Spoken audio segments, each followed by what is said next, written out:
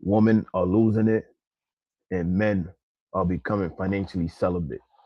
I want to give all praises and glory to Yahweh, Bahashem Yahweh Shah, Bahashem Havrakakwadash.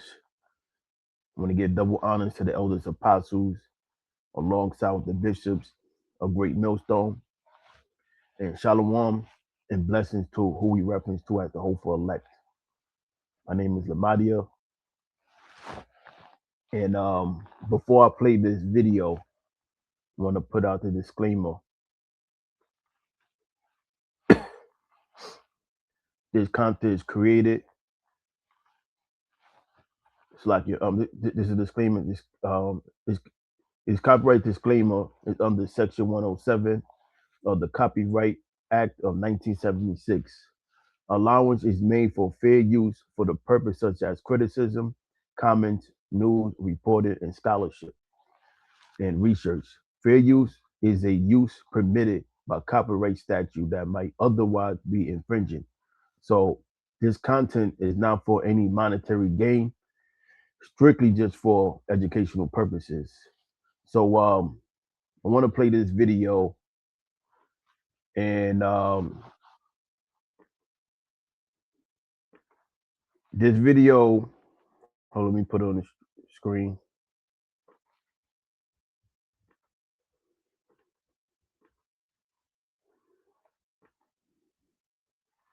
So the title of this video is Black Women Are Struggling to Survive Through a Growing Job Crisis.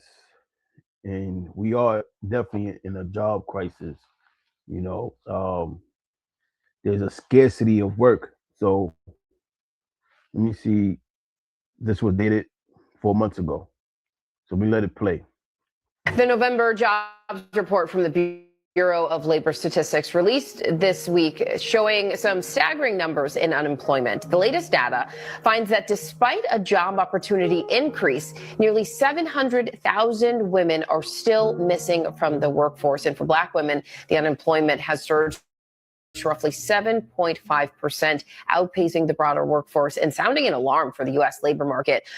So today is my first day being unemployed, and I got notice I was being laid off while on parental leave. Yeah.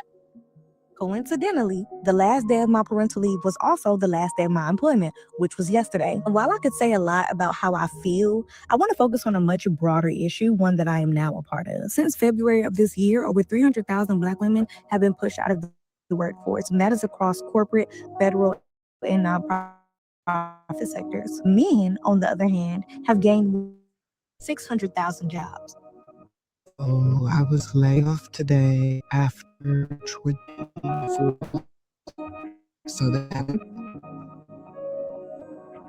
I got laid off from Amazon 2 weeks ago today. I received an email at like 5:48 a.m. in the morning saying, unfortunately, your role has been eliminated. And it was honestly just like the biggest shock and biggest wake-up call for myself.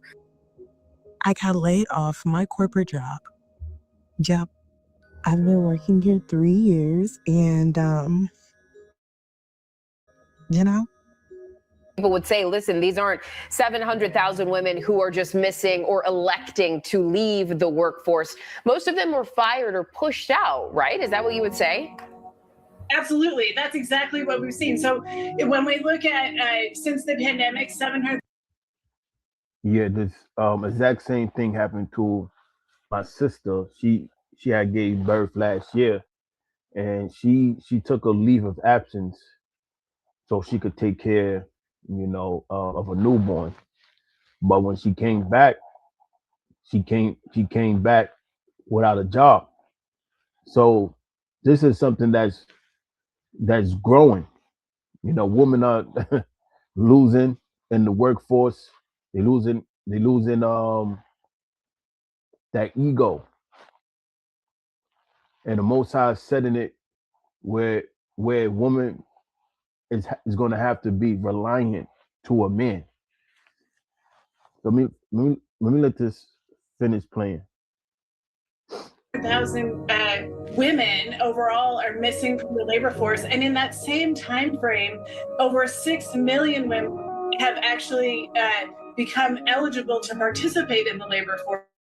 So reasonably, you would think that their labor force participation should increase, but that's not what we're seeing. And just since February, we've seen almost 100,000 men join the labor force. So you're really talking about not a personal choice, you're talking about structural exclusion. So why are Black women, you think, being affected at this level? And do you think that it seems that they're being specifically targeted? So today I woke up and, went to work, and I've been working from home for the last 5 years at this company, actually. We have had a lot of job cuts. I have been blessed enough to make it through a lot of them throughout the years based on performance and things of that nature.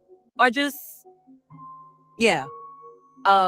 They've chosen to keep me or keep my team or whatever the case may be. But this time around, me and my department, majority of my department, I don't know if it's everyone, but it was a vast majority of us in that call, that they decided they were going to let us go because pretty much the company's kind of going under. Like, I have been getting asked, like, how do I feel? How do I feel? I feel fine. I feel fine. I guess it's just because in the back of my mind, I already knew it was something that was coming. Whether it was going to happen next year, around April when I was planning to do it myself, but I knew that this chapter of my life was coming to the end. Like, It's been 3 weeks since I've been laid off my 156K cybersecurity job, and let me tell you, I was not ready for this. I didn't post my update right away because I've honestly been very sad about it, and I'm the type of person that doesn't like change, mostly because I'm high-key a control freak, and I eventually adapt, but this one just hit different because that morning I went into work at 7 a.m. for a project call, and by 9:30 I was still to go to hell. I was laid off yesterday to get ready with me when I have zero will to live. As if my job cannot get any worse. I actually lost my job yesterday. It's really not funny at all because I had the worst week ever. And I'm officially a statistic. I don't know how much I can say. They give vibes that they would. All I know is that the job market is trash. I'm screwed. Being single, unemployed, mentally unstable. It's not on my 2025 bingo card. See, single and unemployed. All right. I want to read Isaiah 32:9, but this is in the NLT, the New Living Translation. So it reads, "Listen, you woman who lie around in ease. Listen to me, you who are so smug." Now, the word smug means to be complacent. In a short time, just a little more than a year, you careless ones will suddenly begin to care. And things is going to get worse. Things going to go from bad to worse because these women, they careless. Like the last woman, she doing her face. She seemed a little calm about it, but it's going to get to the point where women going to start actually losing it. Well, that's already happening. Women doing videos, them crying that they can't afford anything, and these are the ones with jobs. So things are going to get even worse.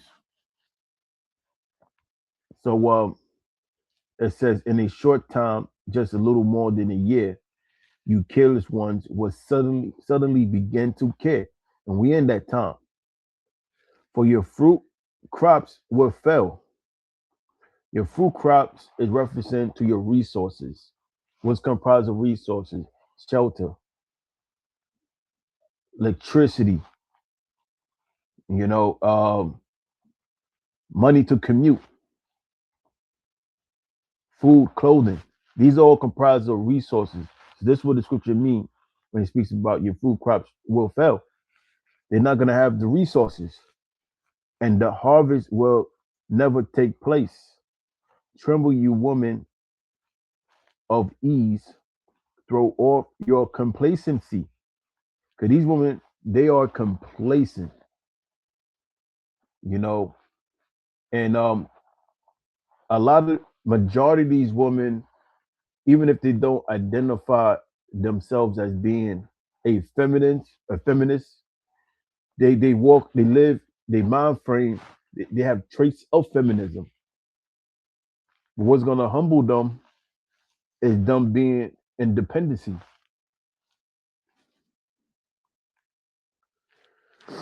So it says, "Tremble, you woman of ease, throw off your complacency, strip off your pretty clothes, and put on your burlap to show your grief. Beat your breast in sorrow for your bountiful farms and your fruitful grapevines, for your land will be overgrown with thorns and briar." So the Most High will start drying things up, okay? And when these women was doing okay, they was talking down on men that had regular jobs, calling him a brokey. Now, well, they've been the broke. Well, these women been broke, but they're gonna go onto a lower state. Because these women would look down on the average working man, a man that work at sanitation, a man that might work at UPS, and say he don't make enough. They want to be with a guy that's a baller. And here it is, they don't even have a job. And if they do have a job, they're making minimum wage. But they have a say in a person's financial expenses. So things gonna get bad for them.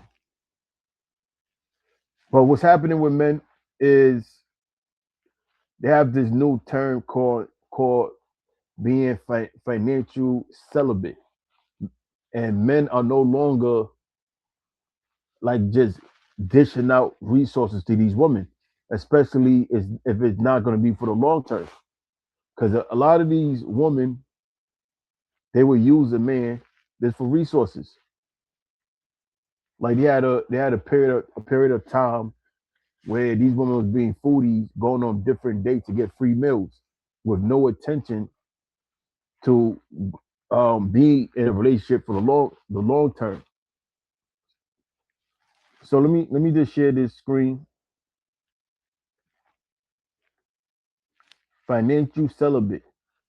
So it reads, financial celibacy is an emergent dating trend where individuals, primarily men, choose to stop spending money on dating or providing financial support to romantic partners until engagement or marriages. So, in other words, it don't gotta be engagement or a marriage until he feel or believe that it's going somewhere rather than going on these dates and spending like 200, 250, $300 on a date, and he don't even get no Virginia or even a call back. The men like, nah, that's a terrible trade-off. That's a terrible trade-off. Spending all this money with nothing in return. So that's a growing trend. Men is holding back their resources, and another trend, men is not really approaching these women no more. And they see these women are full of shit. They play a lot of games.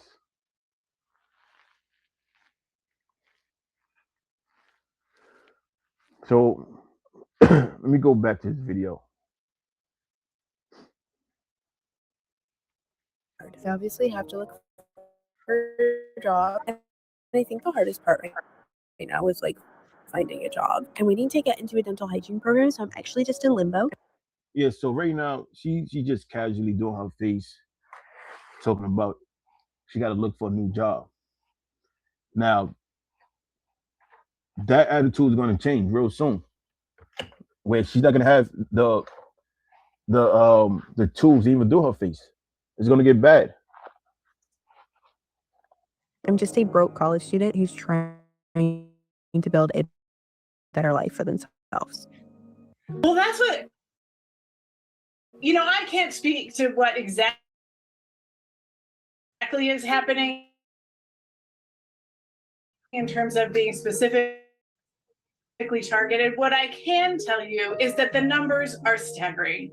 When we look at Black women, is that if you 5 times smaller than white women, if white women had been economically sidelined at the same rate as Black women, we would be talking about over 3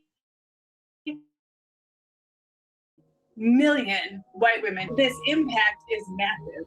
That is so striking, especially when you put it, I mean, that simply in terms of the size of the workforce for white women in the state of Pennsylvania.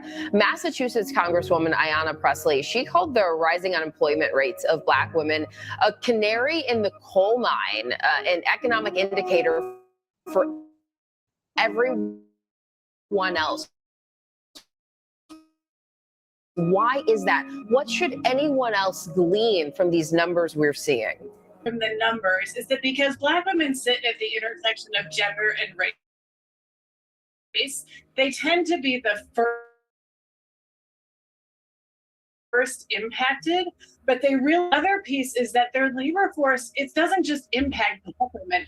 Their forced labor force exits this year alone have cost us $9.2 billion in GDP growth. So you're talking about impacts to Social Security, Medicare, the solvency of banks, the solvency of insurers. This will impact everybody. So we are being kicked out of our apartment. Feels like rent just goes up and pay goes down or stays the same. And I've been doing this for years, and it's just gotten so hard. My kid, homeless.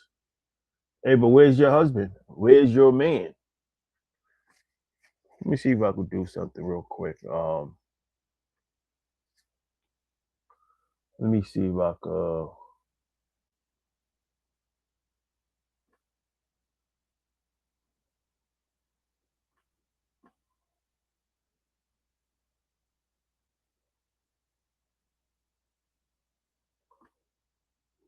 I want to see if I could share Chat GBT. Bear with me.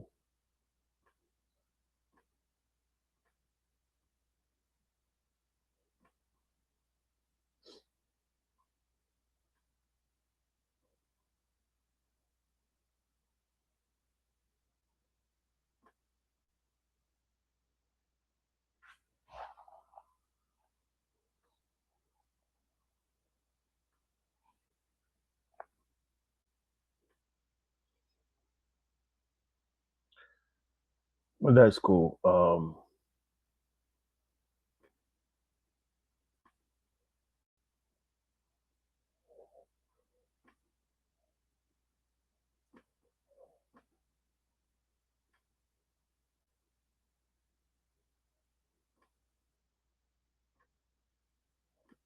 Yeah, it's cool. You know what?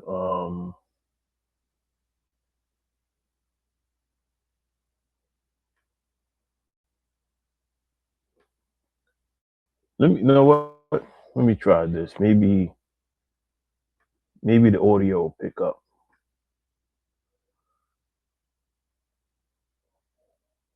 Matter of fact, it should be showing. What does Isaiah 4:1 mean? Isaiah 4:1 paints a vivid picture of a future scenario where the imbalance in society is so stark that multiple women will outnumber men drastically. The verse says that 7 women will grab hold of 1 man, saying they'll provide for themselves as long as they can remove their shame by being associated with a husband. It's basically a hyperbolic way of saying things will be so tough due to war or hardship that people will desperately seek stability, even if it means sharing that stability. Even if it means sharing that stability. So you women gonna have to learn how to share. All right. And you know, these men mind frame is changing. Because before majority of men had this scarcity mind state. And they was doing all this begging and chasing around. Now they're looking at women like they come in abundance because men are realizing a lot of these women, they don't really have nothing to offer outside of sex. All you have to offer is the Virginia. That's it. Whereas men are coming in offering more. So the trade-off is not making sense. Like when you meet a woman, you her provider, you provide for her financially, and then you directing her, solving her problems, and then she want to emotionally dump on you. You become her emotional tampon.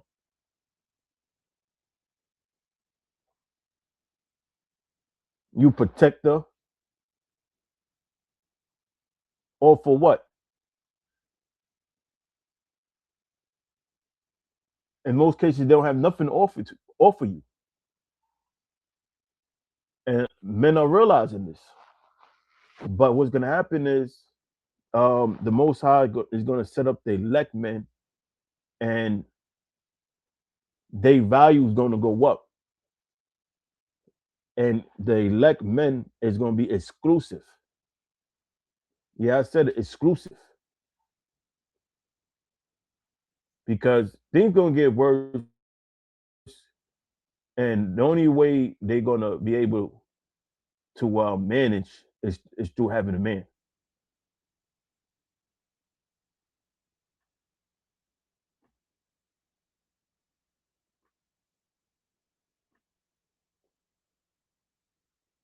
So let me do this.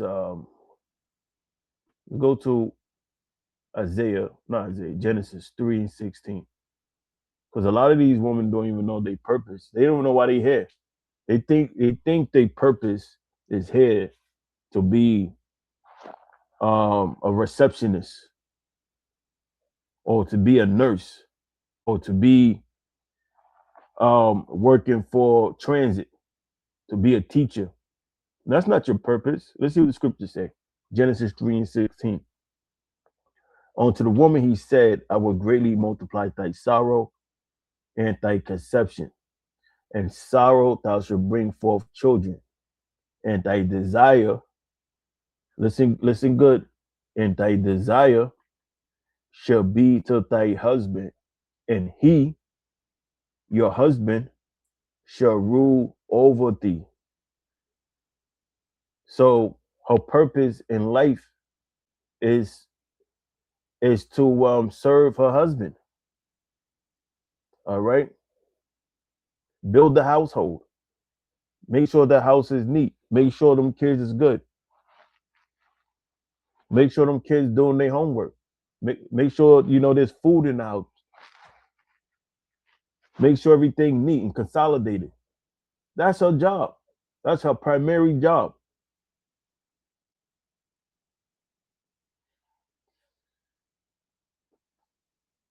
So let's play this video. I'll show you the channel in a second. JR Wisdom. Black women are losing jobs at alarming rates, and no one's saving them. All right, so let it play.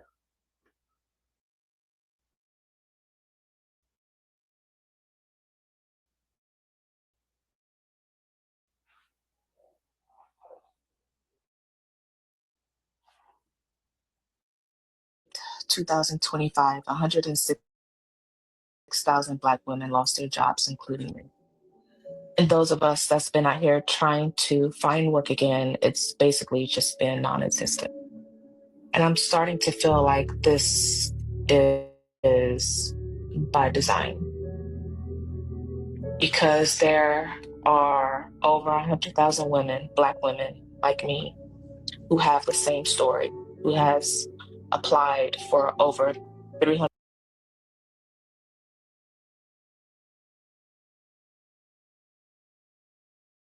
plus jobs, and just not getting it, not getting any replies. There's just no feedback. Or you get the emails that says, hey, we have chosen. So like I had my mic muted, but I was saying, It is by design, designed by the Most High. It's the Most High who's bringing these plagues.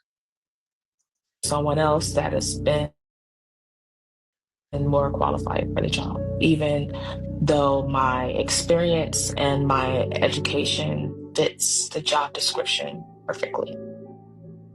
And I don't know what I'm going to do. This is the first time in a long time that I am actually starting to panic. You know, I came from nothing. I came from the bottom of the barrel. And I spent years building myself, educating myself, paying my way through college, going through a lot of experience to get to where I was in my career. For it to be snatched away. And I don't know what I'm going to do. I am facing homelessness. I'm about to lose my car. I can't pay on my credit card, so my credit is about to take a severe hit. Dashing is not enough. It's just not enough money. There's so many people that are out here unemployed just like me. There's a lot of us that are out there. And the little money that I did have in savings, I used that to help my daughter moved here. And it just, as a mother, I'm panicking because she didn't ask for this. You know, there's no way that I can ask my 20-something-year-old daughter to care for her able-bodied mother who cannot find a job. So I'm gonna go ahead and pause it because this video is rather lengthy, guys. And a shout out to O'Shea. He did a video similar to this, which I'm going to finish watching it, but I got the gist of it. This is really a thing for Black women out here. And I know that we've been talking about this a lot on this channel. Kevin was talking about this, rest in peace. And a lot of other content creators have been talking about this. And there's a lot of Black men on TikTok that are going through this. And it is a vicious cycle. As far as choosing education, a lot of single moms, I don't know what her situation is, but it sounds like she was a single mom. She hasn't once mentioned a man in this entire situation because education is going to save everything, right? And these women, they choose to be single moms. It's not the men walking out of not want to be involved in the child life. These women, they purposely isolating the fathers from their child.